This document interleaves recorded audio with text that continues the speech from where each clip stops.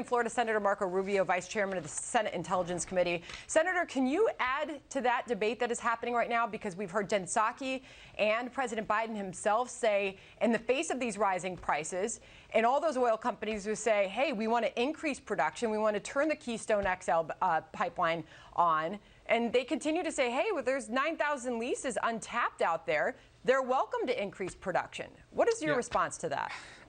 You know, I mean, I guess I'm a little bit more cynical than I used to be, being around here for a while now, but I was watching this because I was ready to come on the air. I've never seen such a level of disingenuity on the part of somebody. I mean, to be able to say that with a straight face, first of all, not every lease that's approved. Companies apply for all kinds of leases. Then they make the determination, well, that area is more productive. It makes sense to expense it. Others may not, so may not make as much sense. You've also got a bunch of these places tied up in litigation, and then you've got an unfriendly administration. You have an administration that has made very, very clear that it wants America to produce less natural gas and less oil and to become greener. That has been a fundamental fact. And so who is going to risk capital under an administration whose entire administrative power is focused on making it harder than ever to explore and produce fossil fuels like oil and natural gas? They're not going to do it.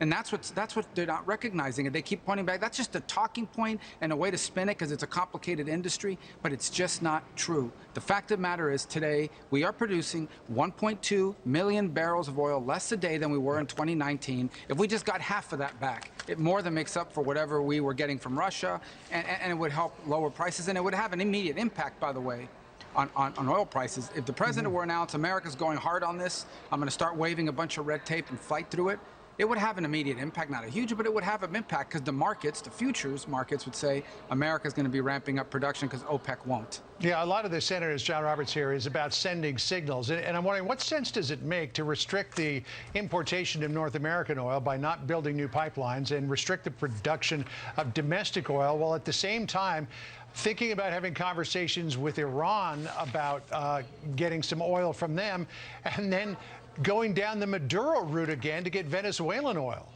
Well, first of all, it makes no sense, because if you're a barrel of oil from Iran or Venezuela or Russia or anywhere else is no less damaging to the climate than a barrel of oil from America. The only difference between a barrel of oil from America and those places is we get the money and we get the jobs.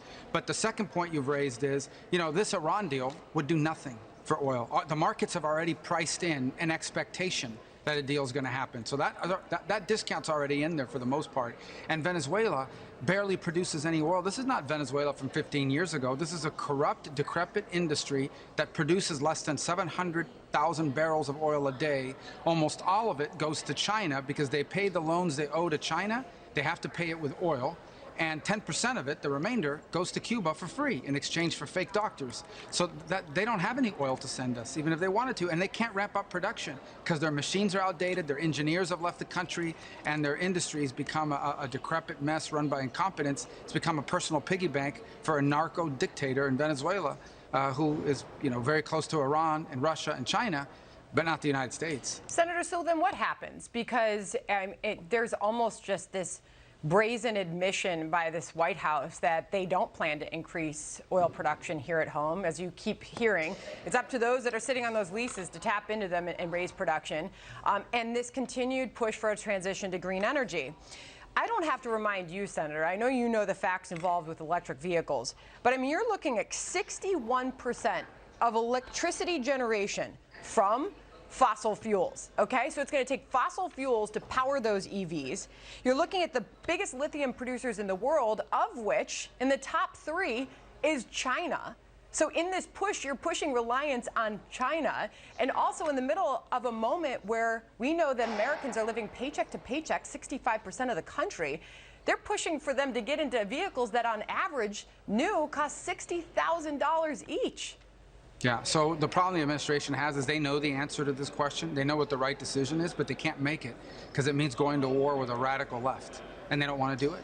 And because they're committed to the Green New Deal, and they're committed to all this radicalism. And if you ask the people, the radicals, you know, like John Kerry and others on this issue, that for them they have this religious adherence to this notion, they don't have a problem with gas being $5 or $6 a gallon, because they think all that's going to do is push more people into renewables. It's going to in essence, it's going to lead to less people driving, more mass transit.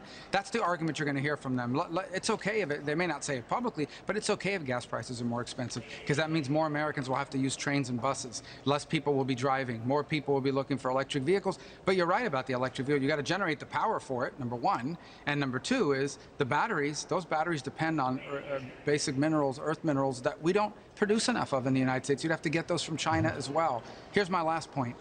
This dearth of this lack of availability around the world and the global availability of oil is not good for the environment. Because what happens for developing countries that don't have access to oil and natural gas is they rely on coal. And coal emits a lot more carbon than oil or natural gas does. And that's what they're forced to do, because they're not going to starve or freeze to death to make John Kerry happy. Yeah. Senator really Marco important Rubio, points. good to talk to you. Thank you for joining us this afternoon. Appreciate Senator, it. thank you. Thank you. President